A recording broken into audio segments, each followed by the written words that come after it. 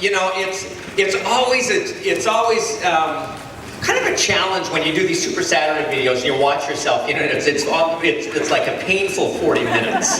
You know, standing there beside Michael Neiman. Now, it's one of the great blessings, I think, honestly, in my life is I get to work with some phenomenal people. And Michael Neiman is one of the most talented, gifted guys. Smart, bright, fun.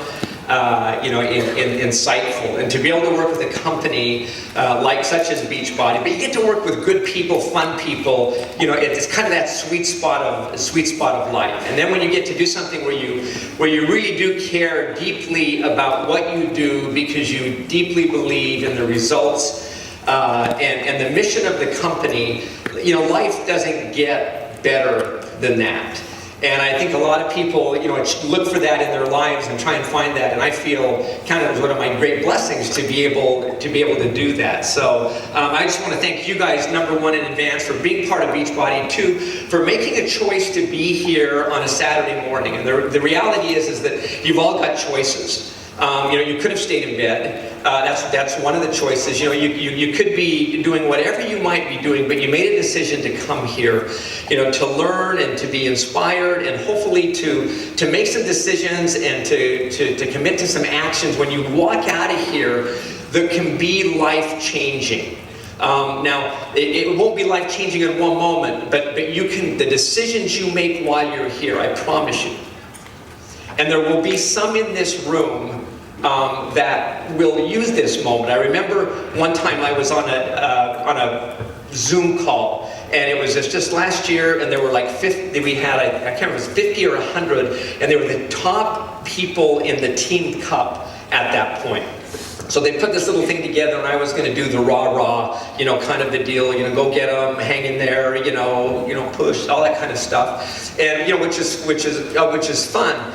But I remember as I sat there in front of my video monitor, and I was looking at these 50 or 100 faces, you know, little tiny cubes, right, spread across my screen. And you would see a face here, and you'd see a face here, you'd see a little naked body running behind, you know, someone there, you know, and you know, the crying kids and the dogs and the you know, life happening. You know, life happening in these people's lives at those very moments. And I'm going to get emotional on this, I apologize. But as I sat and watched these guys and realized that what they were doing, you know, with their lives at that moment, at that time, during that month, in kind of putting it all out there, that they were making history in their lives, okay? And it never seems like you're making history at the time. Okay, when you're in the throes of it, when you're kind of down in the trenches, and when you're gutting it out, doing the stuff that's kind of, you know, it's the mundane, it's the boring, it's the non-sexy, you know, it's no one else is around to watch you or to cheer you on. It never seems like you're making history right then.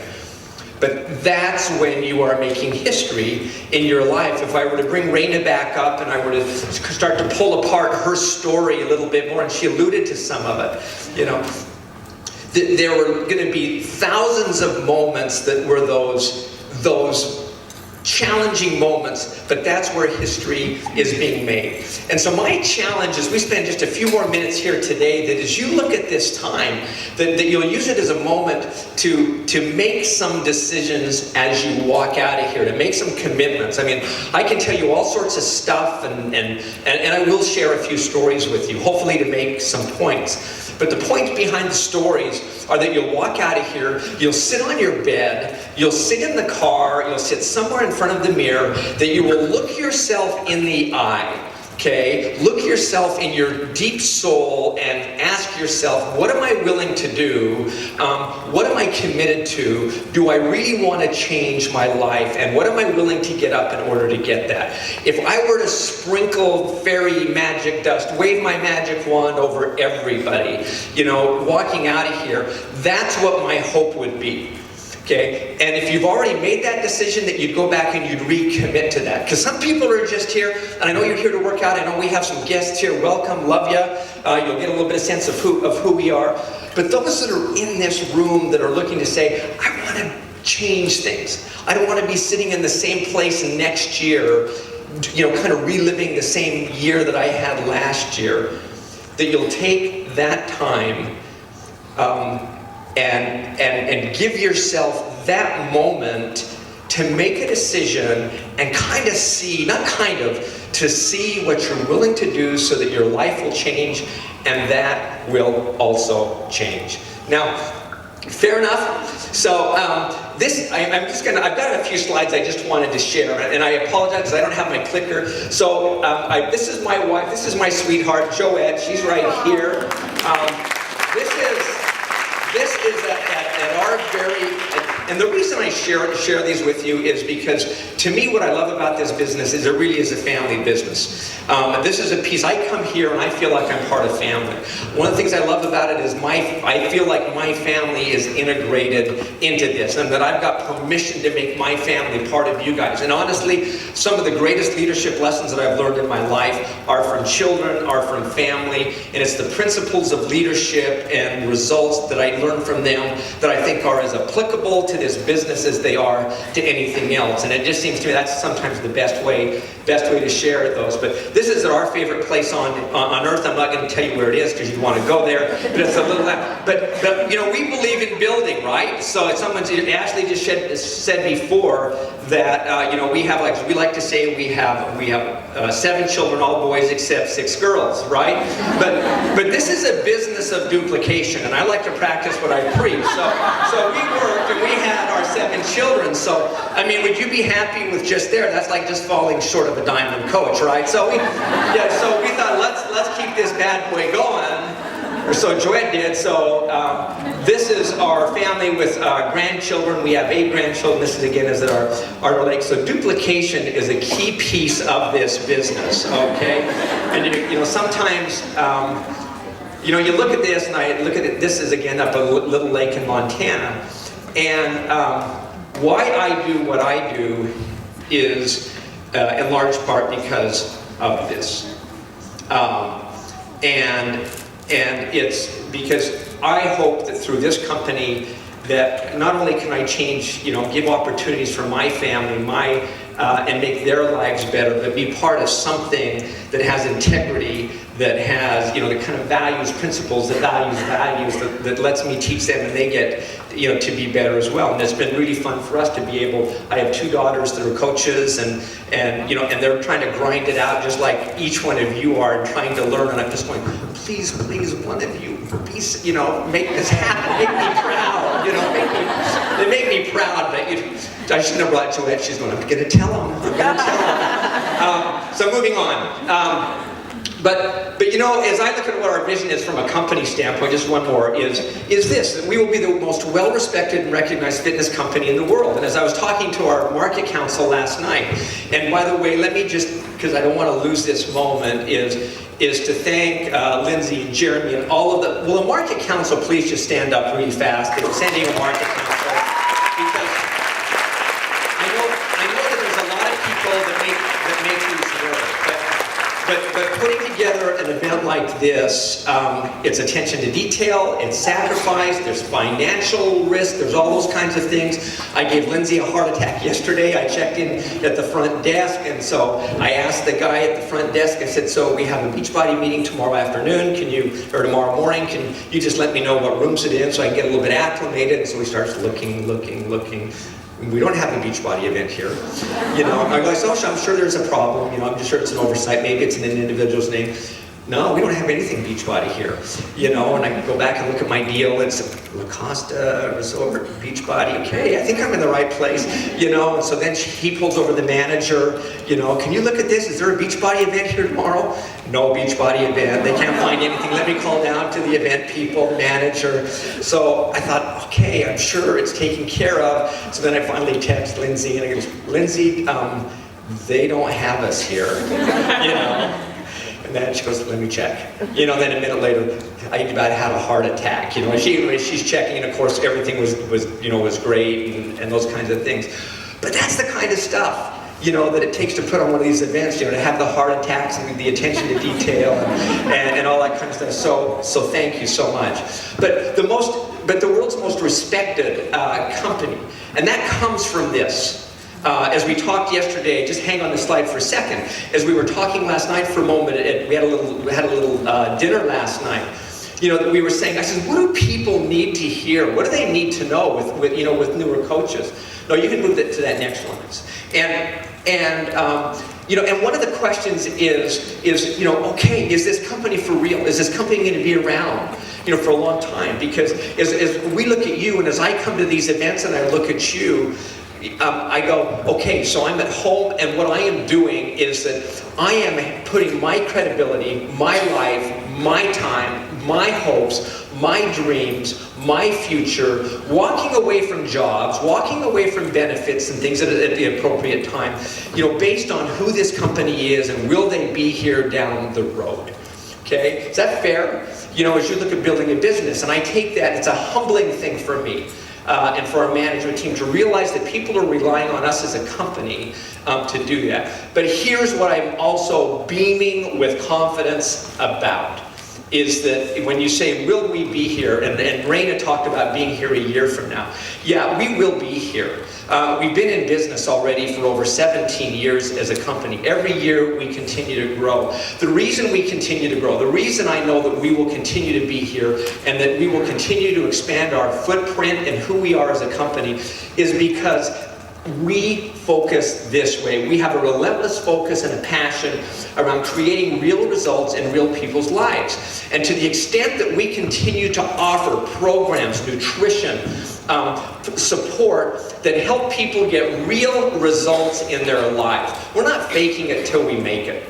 We're not providing shortcuts. We're not providing low quality products. We are continuing to provide stuff in programs, in people, in programs that will create real changing results in people's lives. We provide quality for people.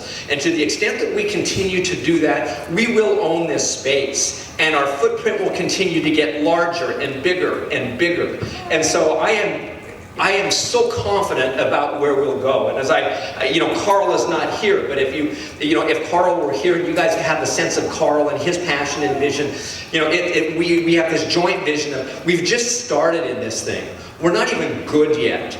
We're just starting to get to be where we need to be. The market is not saturated. Okay, that sometimes people will say, "Oh, I go online and everywhere I look, I see someone, Beachbody coach. Okay, enough already." And I go, "Really? Are you kidding me?" We have over 300 million people in the United States. We have another 60, 70 million in Canada. We will continue to expand internationally. People want change in their lives, and we have 2/3 of America, North America, that are obese or suffering, from being overweight in their lives. And people cycle, and they're continuing to look for something. But to the degree that you as a coach, as a person, as a friend, as someone who cares as a family member, are committed to helping them create real results in their life, there will be a gigantic, rewarding market here. But it will depend, how your world changes will depend on you. Let's just advance this a little bit. So it's just this quick summary of, it's providing real results that provide real value to real people. And if we keep that at the forefront of our minds, and you keep that at the forefront of your minds, and it does get challenging. We were talking a little again last night about this, that as people continue to do better and better in our business, as they get more financially successful, sometimes the story starts to shift a little bit. Okay, it starts to tilt a little bit to all of the great rewards and benefits that we've enjoyed, and I guess rightfully so, because hard work, sweat has earned those. But what our real story is we help people change their lives, and it's physically, it's emotionally, it's financially. It's all of those ways, and it becomes because we require people unapologetically to sweat, okay, and to work. There are no shortcuts in our business, and I love the fact that we are unapologetic about that. I think one of the greatest byproducts of who we are as a company is that we teach people to do hard things. Okay? People discover within themselves what they're able to achieve, that they've got to get up and they have to press play every single day, and it has to be self-driven. And to the extent that they learn to do that, they develop a confidence in themselves, a belief in themselves as they see change. And the beautiful thing about this is that there are rewards that come with this.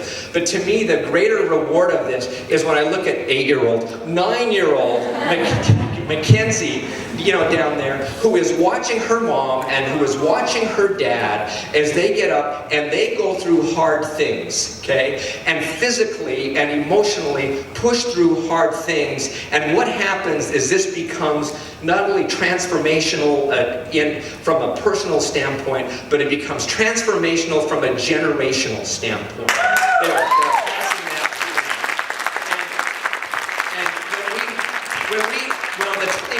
When we have the 22 hardcore hashtag of get some type of a thing, that's what we got to get some of. That's what we need is, and I think to the extent that we can pass that on and change not only our generation but future generations, you start to develop that vision. I'll tell you what, it's a vision that I have. That's when you've got something. That's when you've got a long-term, sustainable business on this. And we have this 4-pillar system that's really quite simple. Okay, this is not a complicated business, but it is through fitness. It's through phenomenal nutrition. It's through peer support. That's where you guys come in, is in helping other people. And it's through the rewards, whether it's a trip, whether it's financial, whether it's recognition. Those pieces, those are key elements to our business, that if we continue to focus on those well, we will be successful. There's this quote that I love from Jiffy Lube, and it says this. It says, we don't want to change your world, we just want to change your oil, type of a thing. And to some degree, when I come to meetings like this, it's the same thing. I just want you to walk out of here kind of with a little bit more. Some wins, some insights, something that you feel like you can do to reach a little bit more, to reach a little bit higher. But the reality is, I know that if we do that can change your world. And when we as a company have a vision of changing the world, we know it comes from you first changing your world. And the reality is that no one is going to change your world but you. And that's one of the pieces about this business that is daunting, okay, is that there is a huge element of personal responsibility, personal accountability that you have to assume in order to be successful at this business. Because this is a courageous business. It really is. I look at it sometimes from my corporate ivory tower, right? And I look out and I look at you as coaches and I go, every single morning you've got to pull yourself up by your bootstraps, and you got to be willing to say, okay, I'm going to go be willing to be told no.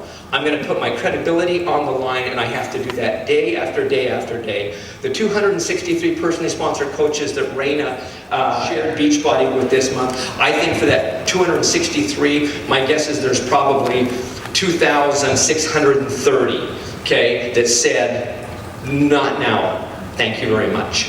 Okay, it is my guess. And somehow, in spite of that, she was willing to pull her pants up, pull her boots on, and say, okay, there's somebody out there. But that's the kind of courage that it takes. Advance that. But it all starts with a decision, and then one of my most favorite quotes in the whole wide world, if we got it right, is this. Sometimes you just have to jump and build your wings on the way down.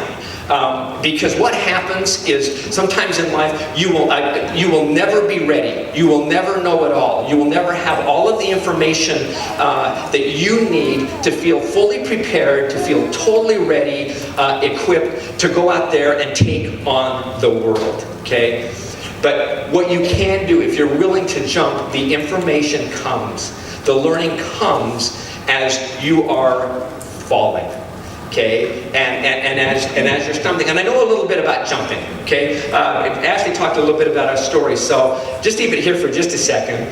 Or right there is great. So, no, this is perfect. So a number of years ago, one of our summit themes was to dream big, and it's this idea of what's on your bucket list in life. And one of my bucket list things in life was, what Joette does with all of our girls is every year they get into their senior year, they do a kind of a senior trip, mom and daughter, and so they get to go. They've gone to Europe and to Encinitas and to, I don't know. No, they've gone, they've kind of gone big on some of these trips, and had some really fun trips. And so I'm the bystander. So Topher, my son, his name's Christopher, we call him Topher. I thought, what could we do? And several years ago, I thought, wouldn't it be cool if we went to Africa, and did a safari? And we thought that would be really, really cool. But then you start going, you know what, man, it's expensive. It's a long ways away. It's going to take a lot of planning. You have to take time off. And started looking at all of the reasons that are very, very real of saying to yourself, you know what, it's really a cool dream, cool bucket list deal, but a tough one, to come, to make happen. And thank goodness for Joette, because she was kind of like, listen, Buttercup, make this happen. If you're going to do this, do this.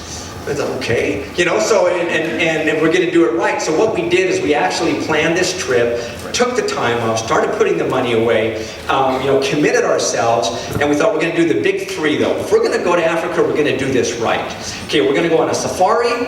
Okay, we're going to go to Victoria Falls in Zambia, and we're going to bungee jump off the highest commercial bridge in the entire world. Okay, and we're going to go great white shark diving in South Africa. Okay, so if one of the three's got to kill us, right? It's not just the trip over and the trip back. So we had this great time in Africa. So we made it happen. We flew over there. We just kind of advanced these a little bit. So we went into Kenya, and we saw the elephants, and we saw the lions, and up close and personal, and we rode zebra, and we didn't ride zebra, okay? But there were these crocodiles, and we jumped and danced with the Maasai warriors. Went and saw them, and then after Kenya, just leave it here, then after Kenya, at our safari, we decided we were going to fly into Zambia to Victoria Falls, okay, where the Victoria Falls Bridge is, and that's one of the 7 natural wonders of the world, and they built this 400-foot high bridge, and they push people off of it, okay, and they raft underneath it. So I've never bungee jumped in my life, okay? But I was pretty brave about it, and so Sunday morning comes along, we have a guy that takes us down there. What they do is, this is a way, I think, of identifying the body if you don't quite make it. So the 85 is me, okay, so that means I'm a little bit heavier than Topher, and they gauge everything with the wire, or with the bungees. You guys probably know more about this than I do. I just kind of closing my eyes and go, please work, kind of a thing. And this is a way of knowing what kind of cord to put on there. And then we decided, I thought, we're standing there looking at a few other people this Sunday morning jumping off of this bridge. And I said to Topher, I thought, okay, I'm the dad, I'm going to lead out on this thing. So we get up there, and is the next picture the video, or is this? Okay, yeah, so one more picture here. So I'm sitting there, I thought maybe Carl will let me write the trip off if I do a P90X sign. That didn't fly so well. I even actually had a P90X shirt on, the whole 9 yards, and thought I'd be, anyway. So we're sitting here, and there's a whole lesson actually in this event of what happened from a system standpoint, because these guys were magical in the way they brought you in. You paid your money, they brought you down, and the minute you got to the bridge, they started talking, and they had this system of how they would work you through, because they knew that you were scared to death, right? And they had this music going that was distracting, and you keep looking down, yeah, look at me, where are you from? You've done this before, do you have a middle name? Anything that would work. I'm sitting there, about ready to wet my pants on this thing, and Topher's sitting over here, and in all honesty, there was just one moment when I really second guessed this whole thing, and it was probably just after this. And they're sitting there and they're just wrapping towels around your ankles, and then this just cord as they get it tight, and I'm going, this is it? And I mean, seriously, and I just thought, and I looked over at Topher, okay, we're in Zambia, we're however many miles away it is, it felt like 100,000 miles away from home. And I thought, we don't know a soul, okay? We have these guys that I didn't see any safety inspection permits or any safety inspectors, They didn't even use duct tape to secure it, which I would have used as an extra, precaution kind of a thing. And I looked at him for just a moment and I thought to myself, this is stupid. Crocodile somewhere. He's going to be sitting here, how will he get home? What's going to happen? Kind of a thing.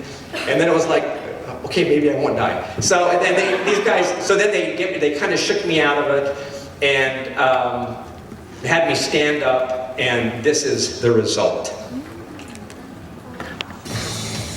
First time you get there. Ah, cool, man. Am I crazy? Yes.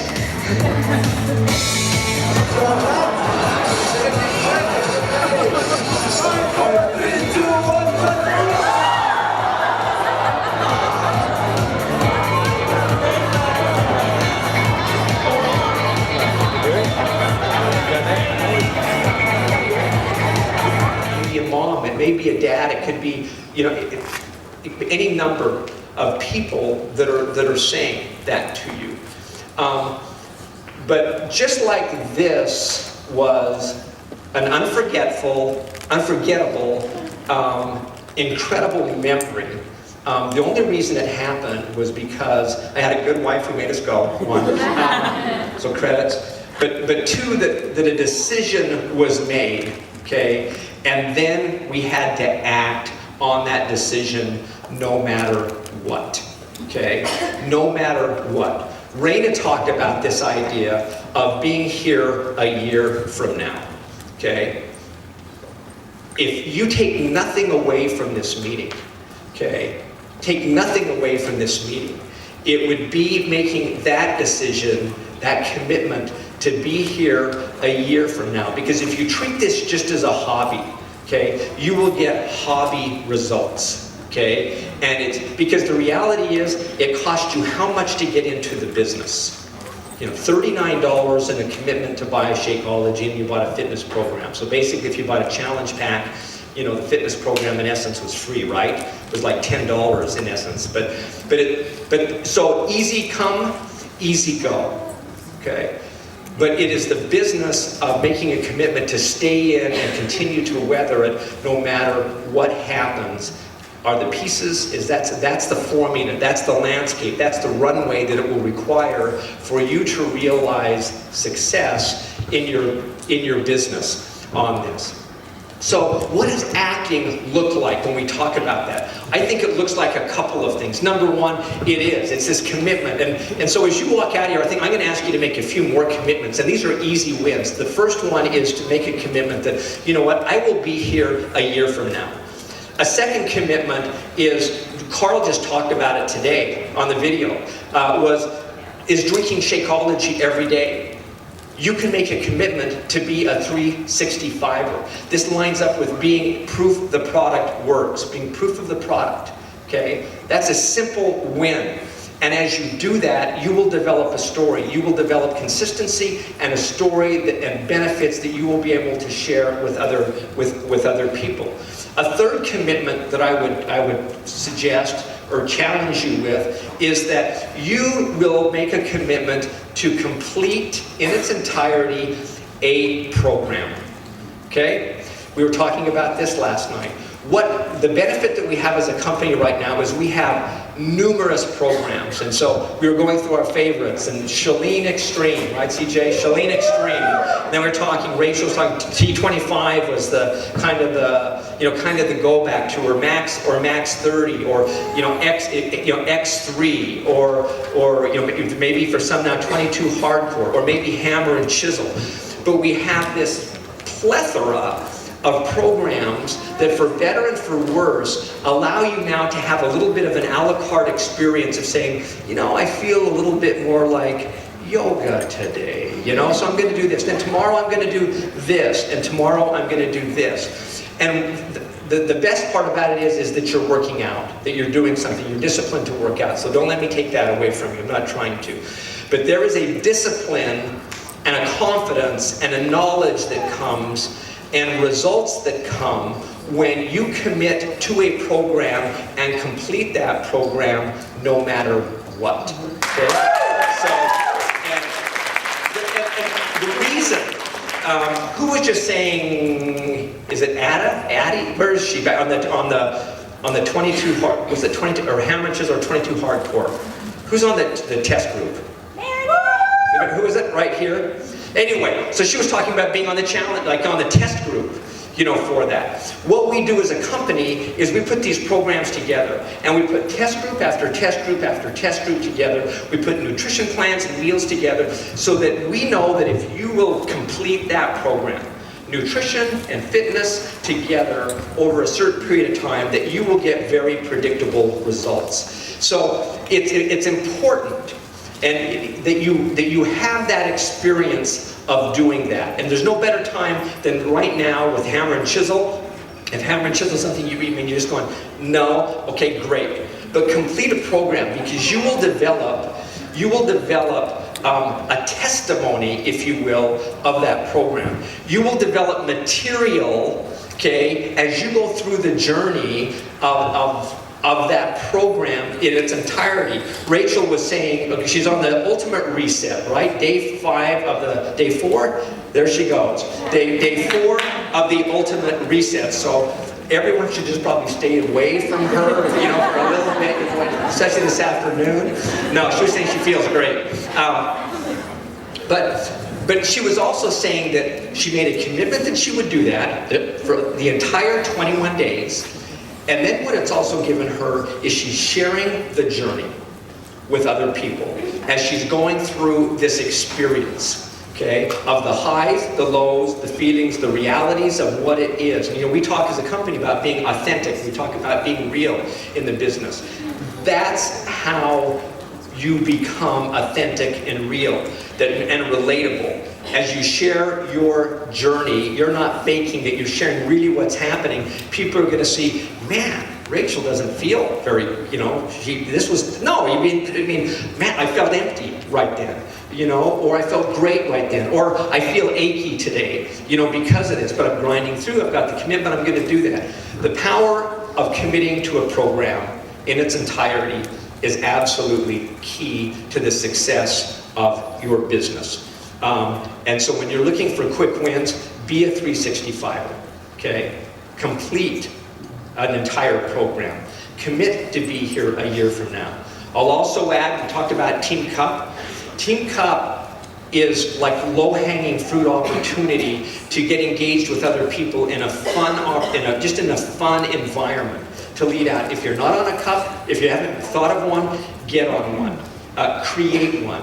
You don't have to be the winners of that to be, for that to be successful in your business. But that can be a great vehicle for you to create success in your business, to practice your leadership skills, and just have success that otherwise, I promise you wouldn't otherwise have. Every month, every year every time after we do a Team Cup, as I look at numbers, and we look at the volume in the business, you look at checks in the business, you look at rank advancement in the business, as you look at all of those pieces, there's always a spike from those that are involved in Team Cup or in the Fall Classic.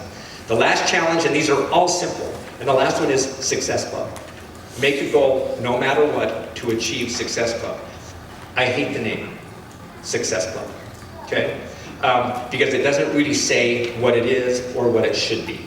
If I had my magic wand, and I'm still working on this one, is that it would be called something like the Helping 3 Club, Help 3 Others Club. Because that's really what it is. It's about helping other people in your business be successful in what they're doing. And if you develop that mindset, all of a sudden you've got the helping mindset, and it's not getting numbers, it's not getting points, it's helping people.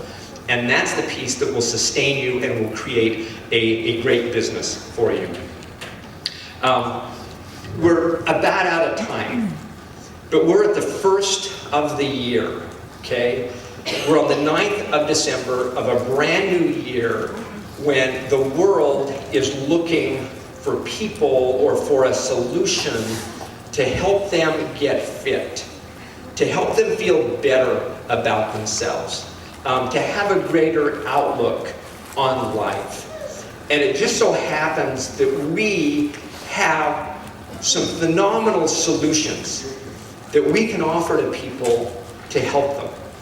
But we can't have people sitting in the bleachers looking out there and just saying, you know, now's not the time. Because if this is where you are a year from now, I promise you, the probability is that you'll be sitting in the bleachers again. This is not a tough business. Okay, it's not a hard business. It's really a simple business, but it does take consistency in the business. There's a book that I've read called Change Anything, and it's talking about looking at successful people and what they do and how they behave. And it makes the point that success isn't easy, but success is achievable. And as they look at people and break apart, you know, what some of the elements are, and look at programs, they usually find this, that most programs that are out there work, okay? They work if the people will work in the program, but most people don't, okay? They also find, as you look at the successful people, that the successful people do two things. They find a way to keep working in spite of failure. They stumble as much as they succeed, and they find a way to create their own recipe for success on things. And so they found that most people that are successful, they don't get it right the first time. But they found a way to fail forward and to learn in a scientific way, in a deliberate way that helps them fall towards what their very deliberate goal is. And so they snip and they paste and they clip and they cut as they watch successful people, and then they keep what I call rinsing and repeating. They keep doing those things that you're getting refining and refining. And I'll never forget, as it was last year in Cancun, I was watching the Elite 10, and I was sitting there and I was interviewing them. And we were talking about what's your secret to success, and of course we gave them all 5 minutes to tell their secret to success, which is, you know, really kind of laughable. But and as I was listening, going down the rows, all of a sudden I kind of had one of those out of body experiences, you know, where I wasn't listening to them, and I was because the word consistency continued to come up, and I thought, yeah, but what is consistency really? It's a nice buzzword. But there's got to be something deeper than that. And as I listened to them, it made me think of this book, this Change Anything book. And really what they said consistency was. And as I looked at what they had done, it was this idea that the book introduces this concept that you turn bad days into good data. You turn bad days into good data. What does that mean? Is the successful people, instead of getting discouraged and disillusioned and because of that disappearing, what those people do is they get curious, okay? When it doesn't work quite right, they get curious because they know overall they're doing the right stuff, but it didn't work out the way they wanted to. So they get curious and they start to pull it apart and say, what didn't work, what worked, and then they rinse it, clean it up, and then they repeat it. And it's still not quite right, but then they learn again. They take the bad data and they turn it into some curiosity, and then they rinse and repeat, and they continually do that. And they continue to stumble forward. And that's what consistency is. And that's why this making the commitment to be here a year from now is so important, because it gives you the runway to stumble forward in your business, to make mistakes, because you all will. But the cool thing is you've got all have these, I think they're God-given abilities. I think it's a divine DNA in each one of us that we have. Each of us has this something, you know, it may be unique to us, but part of that runway that year is also a time when you start to discover who you are, what you've got, how to present that to other people. And that's one of the great blessings of this business, is it lets you identify what some of your core strengths are, and then how to apply it to helping people. So that's one of those pieces that I think is so key. Okay, I'm going to end with this story, and then we're done.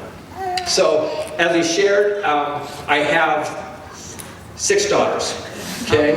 And if you've heard this story before, I apologize. And Joette's going to go back and tell the other 5 that they're not my favorite daughters. So this is my daughter, Erin, okay?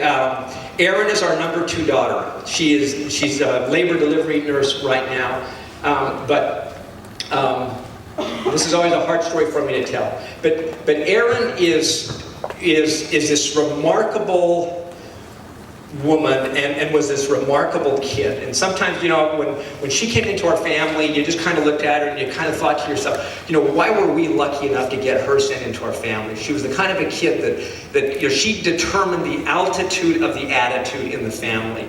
Joette and I are the formal leaders in the family, but she was kind of the one that was the glue. She was the catalyst, and she was the one that would pull things together and just have this kind of fun attitude about things and made stuff happen. There came a time in our career where we lived in a place called Provo, Utah. We absolutely loved it, had this great job that we loved. We loved the people that we worked with. But we'd been presented with a job opportunity out of state, in Idaho actually. And we felt like it was the right thing for us to do, that we were supposed to make this move. Erin at this time was 16 years old, junior in high school. This was late November, early December. We had an offer on the table. We had to make an offer by December 7th, and it was I think the day before, the night before, 2 days before that. And we'd been up there, checked it out, taken the whole family up because it was a family deal for us. And but we knew that we had to have Erin on board with this. And Erin, we needed her from an emotional standpoint, but as importantly, she's junior in high school. It was going to impact her more than anybody else, kind of taking her away from all of her friends, from everybody else, because this wasn't you can stay here, Erin. This was all of us. And so we had to have her buy-in. So I'll never forget the night. Went to get Erin from a friend's place, and I was going to have the discussion that we needed to make this move. And got her in the car, came back down University Avenue, and I looked over at Erin and I said, Erin, we've talked a lot about making this move up to Idaho, and we've been up there as a family, and we really feel like it's the right thing to do. And it just went quiet. And then you could just hear the tears. And you go, what do you do? Because it was she knew what that meant for her. And then after a moment passed, she just looked at me, and in her tears, she just said to me, she said, Dad, she says, it may be the right thing to do, but it's the wrong time in my life for this. And I just go, okay, what do you do? Okay, right? I mean, she was right. It wasn't a great time for her in her life. And I just said, Erin, I said, we really feel like this is something we need to do, and we need you. And anyway, we rode home, got into the garage, and Erin runs out the door and kind of slams the door. She runs up to her room, and she's crying, and I come in, Joette's there. Joette looks at me, what did you do this time? Apparently I had a track record. And I says, we're just talking to Erin about, just making this move to Idaho. And it was just one of those tender, tough deals. And then I learned this invaluable lesson from this little 16-year-old girl the next morning. And she came in, I was getting ready to go to work, and she said, Dad, she said, remember last night when we talked about this, about being the right thing but the wrong time? She said, I'll choose to make it the right time in my life. And this little girl came with us, we moved up, she made it work for us, and we couldn't have done it without her. And the long part of the story is she went to school there, and then she actually came back and stayed with friends and graduated, but she got us through this moment. But so why share, why end with that story? Okay, here's why.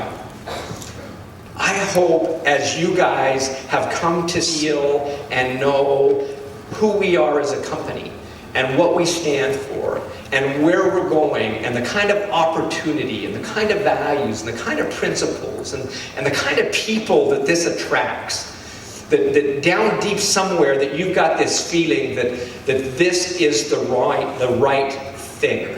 Okay? And if it's not, let me just pause. And if it's not, then my encouragement to you is man, get the heck out of Dodge and go find someone, a company that lines up with who you are and what you are, because life's too short. Okay? Go get that. Okay? But if it has resonated with you, if it does resonate with you, and you do feel that it's the right thing, okay, it will never be the right time unless you choose to make it the right time in your life. And I would just suggest that right now